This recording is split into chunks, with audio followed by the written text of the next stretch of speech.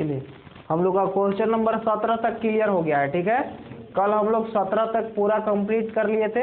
अब 17 के बाद 18 से बचा हुआ है। क्या चीज़ है तो सबको पता है कि हम लोग जो है साइंस का जो है मॉडल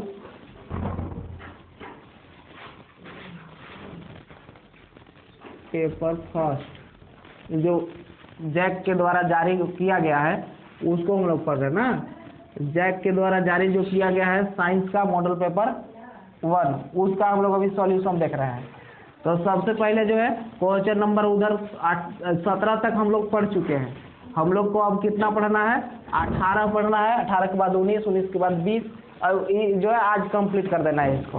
तो देखिए जो है अगला जो क्वेश्चन नंबर 18 क्या, धातु और अधातु में कोई 5 अंतर लिखिए। ध्यान से समझिए, बोलता है कि धातु एवं अधातु में अंतर, और कितना अंतर? तो 5 अंतर पूछा है, 5 अंतर, धातु और अधातु में 5 अंतर। देखिए हम लोग जब पढ़ रहे थे तो नोट कॉपी में क्या पढ़े मतलब किस प्रकार से अंतर लिखे?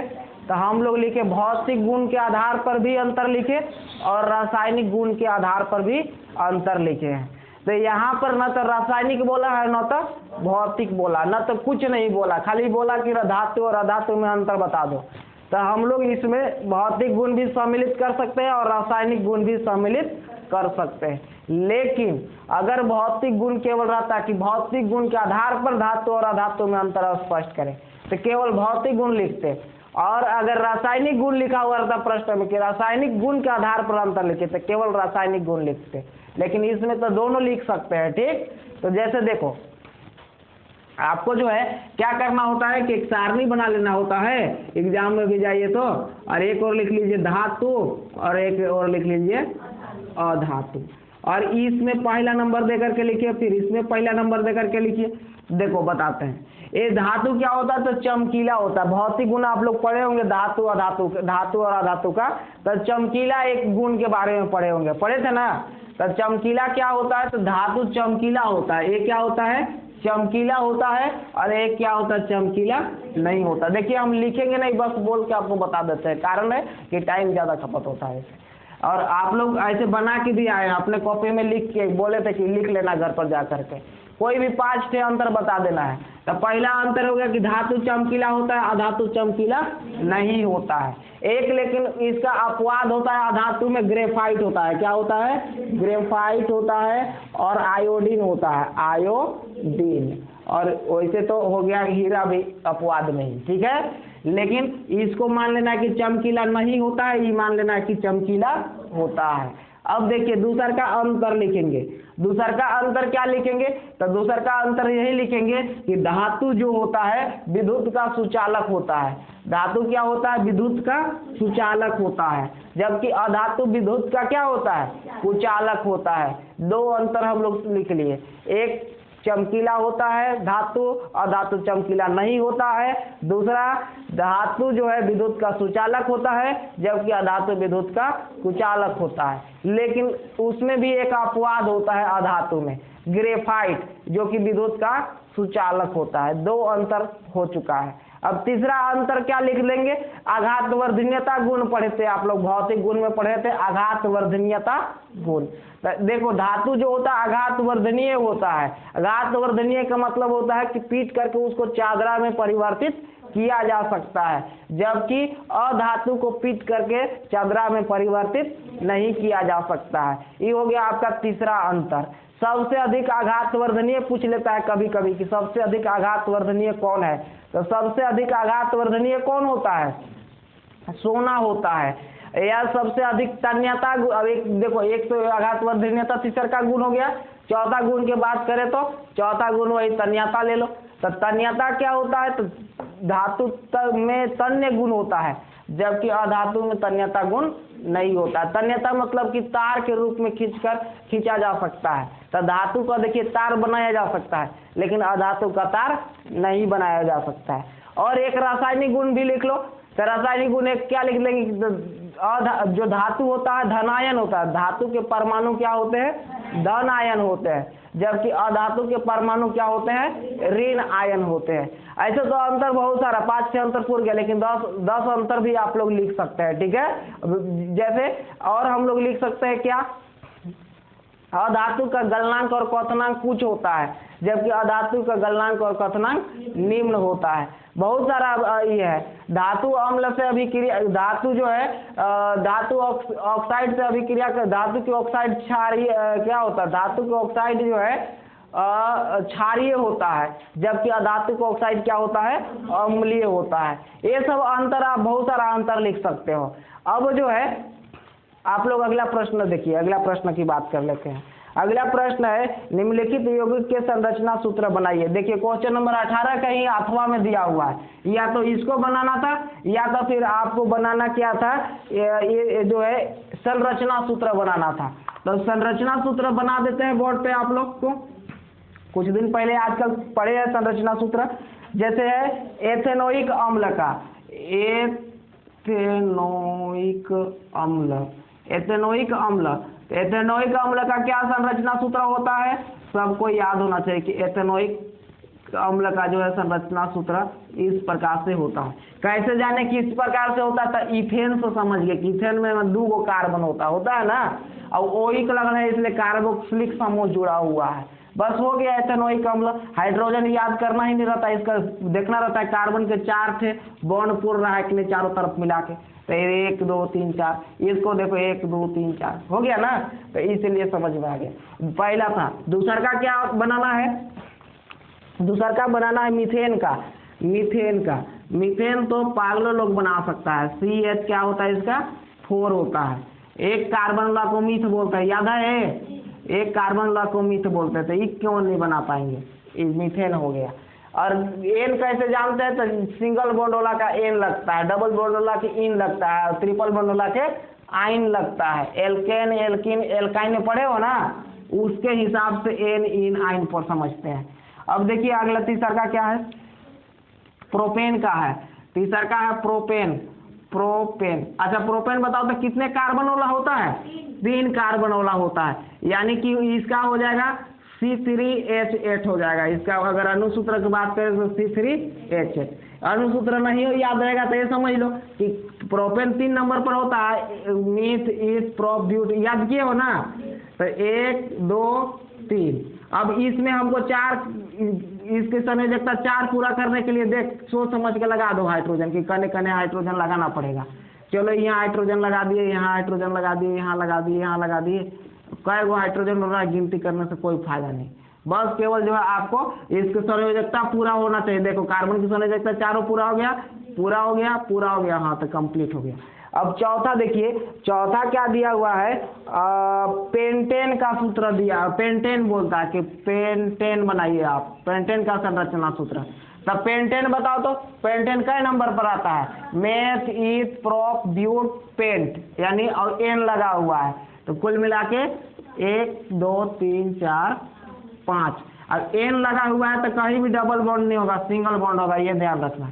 अब इसमें कै गो हाइड्रोजन चाहिए आपको हिसाब से समझ लेना है, 4 पूरा करना रहता है ना, हो गया 4 सबका पूरा। अब हाइड्रोजन सब में लगा दीजिए। और इसके बाद जो है कौन सा संरचना सूत्र बनाना है, पेंटेन और एथाइन एक कैसे होगा, ये इसमें 2 कार्बन है, इसमें 5 कार्बन में, तो 1 कैसे हो गया बताइए। पेंटेन है ना। अब देखिए अब बेंजीन है, अब बनाना है हमको किसको, ये जो है तीसरा हो गया, चौथा हो गया, अगला जो है पांचवा है, तो पांचवा बेंजीन है। तो बेंजीन के क्या करना रहता है, तो कुछ नहीं, जिसमें 6 गो कार्बन, इसको तो याद करना पड़ता है, ठीक है। तो इसका संरचना अणुसूत्र क्या होता है बेंजीन का, बेंजीन का अणुसूत्र क्या होता है, C6H6 होता है। अब इसमें कैसे बनाने के लिए बताए थे, तो ऐसे बनाने के लिए बताए थे, ऐसे बनाने के लिए बताए थे। अब यहाँ पर डबल बॉन्ड दो, यहाँ सिंगल बॉन्ड दो, फिर डबल बॉन्ड दो, फिर सिंगल बॉन्ड दो, फिर डबल बॉन्ड दो, फिर सिंगल बॉन्ड दो, अल्टरनेट करके देना है, कहीं से शुरू कर दो, कोई दिक्कत नहीं है। अब इसमें देखो 3 गो है, 1 हाइड्रोजन चाहिए, इसको भी 1 हाइड्रोजन चाहिए, इसको भी 1 हाइड्रोजन चाहिए, इसको भी 1 हाइड्रोजन चाहिए, इसको भी 1 हाइड्रोजन चाहिए, इसको भी 1 हाइड्रोजन चाहिए। 6 हाइड्रोजन हो गया, 6 कार्बन हो गया, कंप्लीट हो गया आपका संरचना सूत्र। कहाँ पर क्या दे दिया है?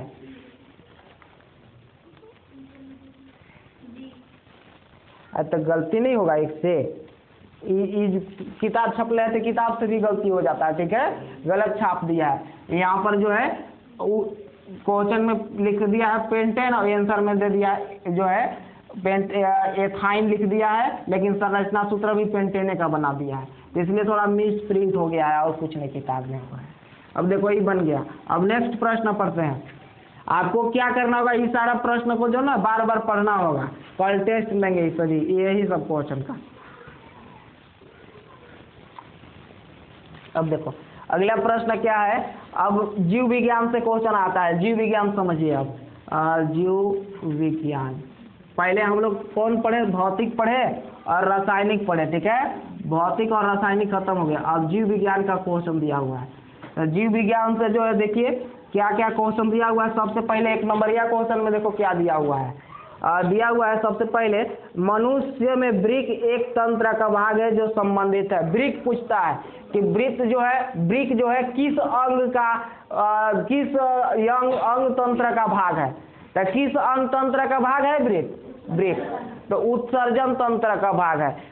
उसी प्रकार से पूछा जाएगा आपसे, मान लो आमाशय किस अंग तंत्र का भाग है, तो पाचन तंत्र का भाग है। उसी प्रकार से अंडाशय पूछेगा किस अंग तंत्र का भाग है, तो किस अंग तंत्र का भाग है, जनन अंग तंत्र का भाग है। और मादा है कि पुरुष है तो मादा जनन अंग तंत्र का भाग है। ये सब परीक्षा में पूछा जाता है अंग का नाम। अगला प्रश्न है, स्वयं पोषी पोषण के लिए आवश्यक है।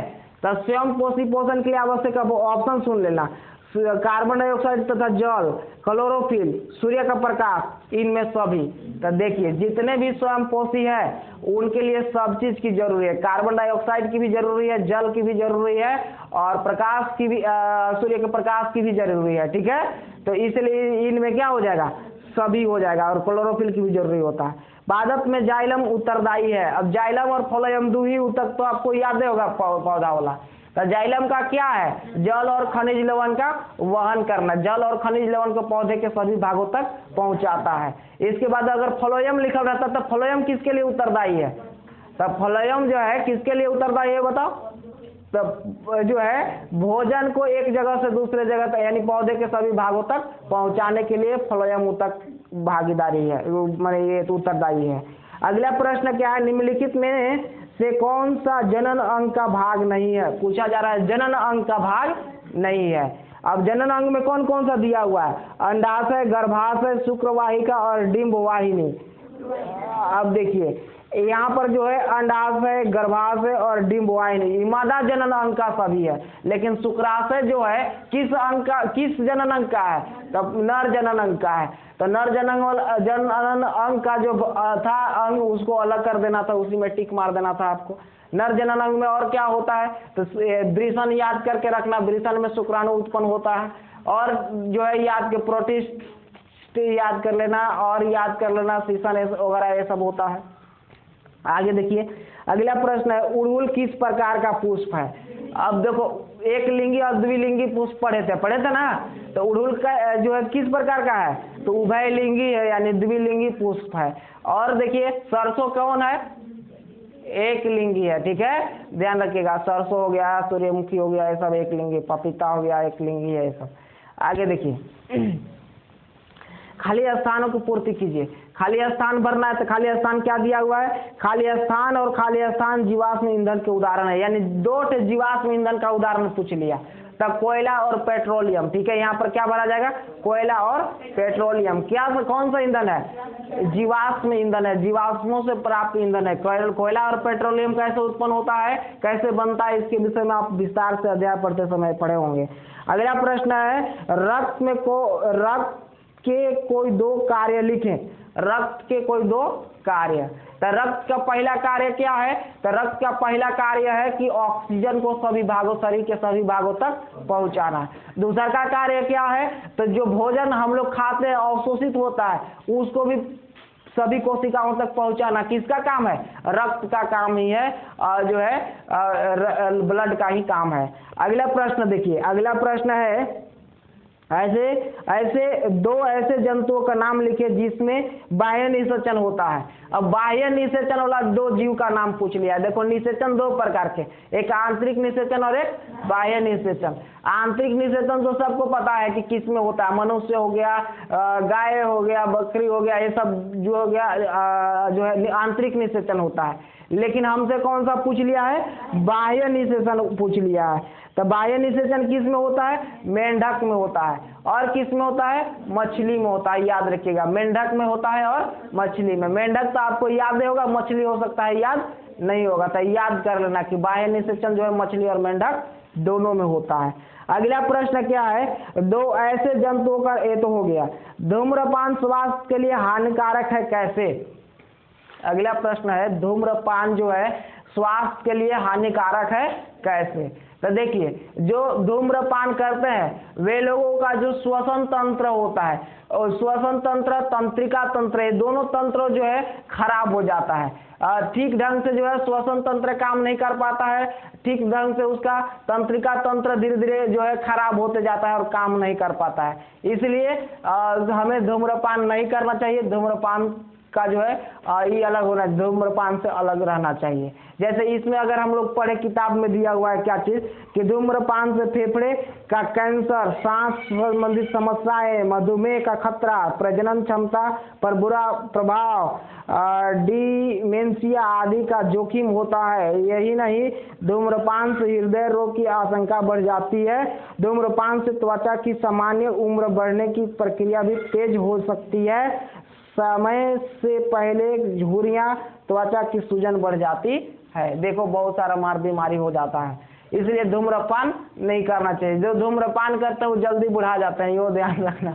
हाँ, उसकी जो शरीर की मांसपेशियां पहले ही जो है क्या होने लगती है, झुर्रीदार होने लगती है, मैंने कहने की मतलब हड्डी छोड़ने लगती है। आप देखते हो ना कि जिसका उम्र बढ़ जाता है तो उसके जो है मांस क्या हो जाता है, झूल जाता है। आप देखते होंगे, अनुभव किए होंगे, दादी दादा के सब जाके देखना क्या होता है, हड्डी जो है, हड्डी से मांसपेशी धीरे धीरे अलग होने लगता है। अगला क्वेश्चन देखिए, लैंगिक जनन के दो लाभ बताइए। तो लैंगिक जनन का दो लाभ क्या क्या है? तो पहला लाभ जो है, लैंगिक जनन में जन्म संतति में विविधता आती है। लैंगिक जनन में क्या होता है? विविधता आती है। और देखिए दूसरा का और क्या है? तो लैंगिक जनन जो है जैव विकास के लिए सहायक है। जब विविधता आएगी तो जैव विकास होगा, इसलिए दो आप लोग का हो गया। आगे देखिए क्या है, स्वयंपोषी एवं विषमपोषी में कोई चार अंतर लिखिए। स्वयंपोषी और विषमपोषी अब बोलता है। तो स्वयंपोषी किसको बोलते हैं? जो अपने मतलब जो अपना भोजन स्वयं संश्लेषित करता है उसको स्वयंपोषी कहते हैं, या जो है हरे पौधे में होता है। विषमपोषी किसको कहते हैं? वे जीव जो दूसरे पर अपने भोजन के लिए निर्भर होते हैं, उसको क्या बोलते हैं? विषमपोषी कहते हैं।